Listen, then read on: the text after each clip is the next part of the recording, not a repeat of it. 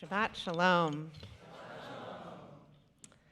This morning, as I navigated the sidewalks, I silently thanked my neighbors, people I've never met, for shoveling and for salting, and those who took steps into those mountains that sort of gather at the intersection. I literally followed in their footsteps to make it through.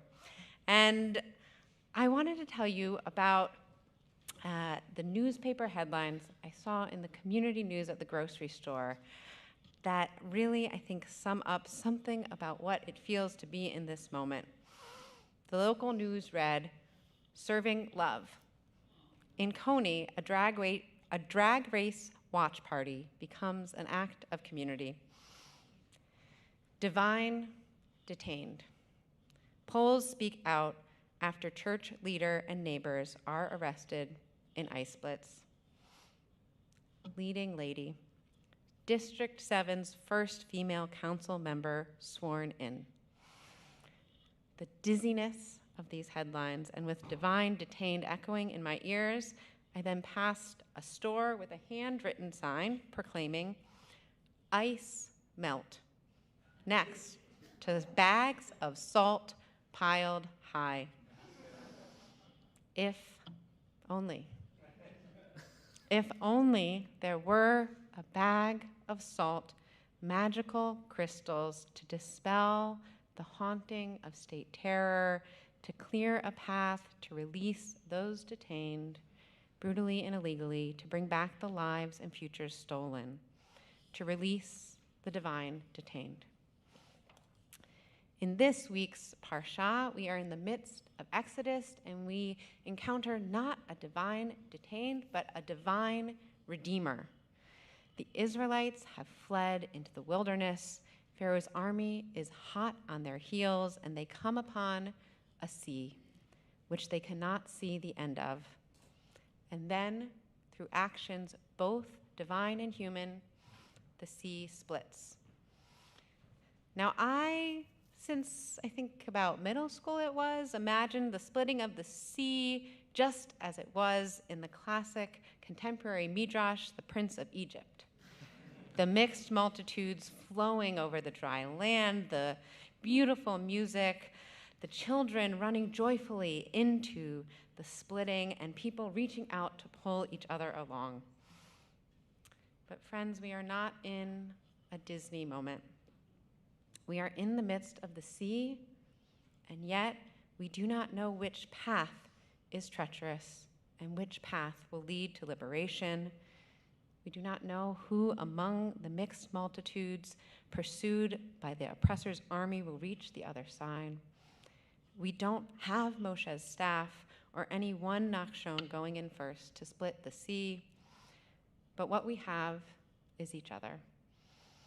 As Rabbi Werber so powerfully and beautifully brought to us, we have the capacity to witness, to tell the truth, to lift up each other's humanity and inherent worth, and to build networks of care and connection, to ask for support in vulnerability, and to reach out and accompany through networks of protection those more vulnerable than we are.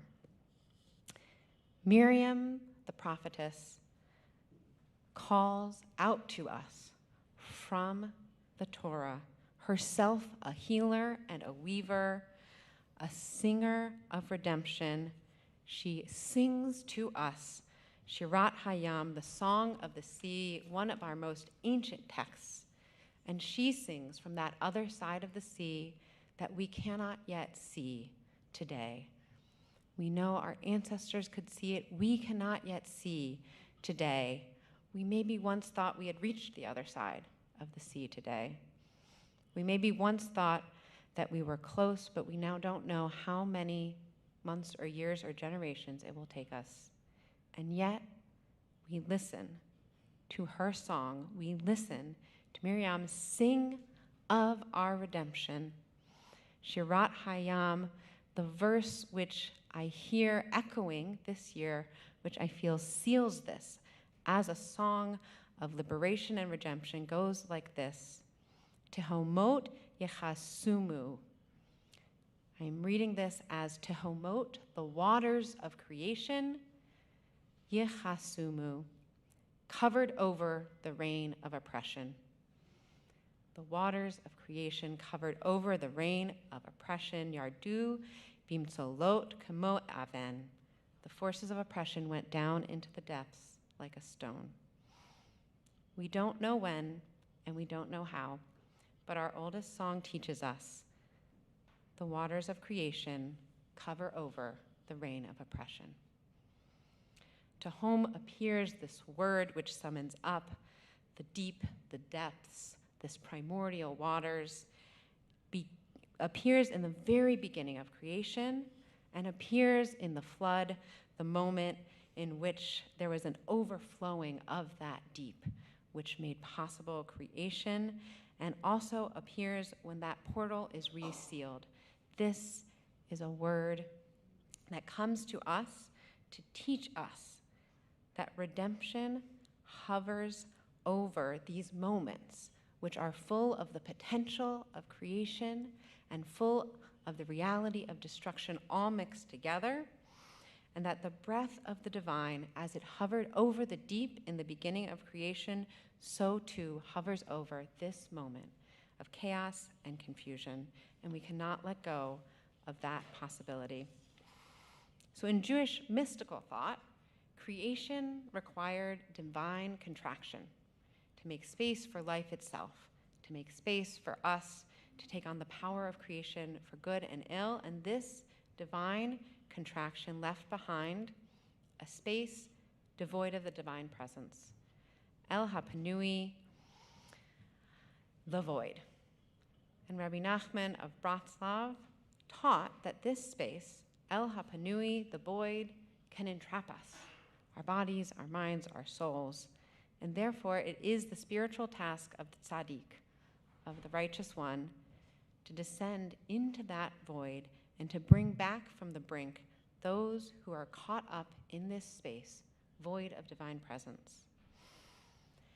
For Nachman, this task of descending into the void is treacherous and reserved for those with great spiritual strength and fortitude. And you might ask, what does this great tzaddik do when they descend into the void to retrieve those who are stuck? The tzaddik sits with them in silence. A silence which can hold multitudes, which can express both solidarity and humility, a silence which acknowledges that no one fully knows the answers or the way out of the void, and that the only way out is into an unknowing together. Now, if you didn't quite get that thing about divine contraction and you, like me, sort of need a visual to sort of grasp it, you can imagine this void like a space hollowed out in the dirt to plant a seedling.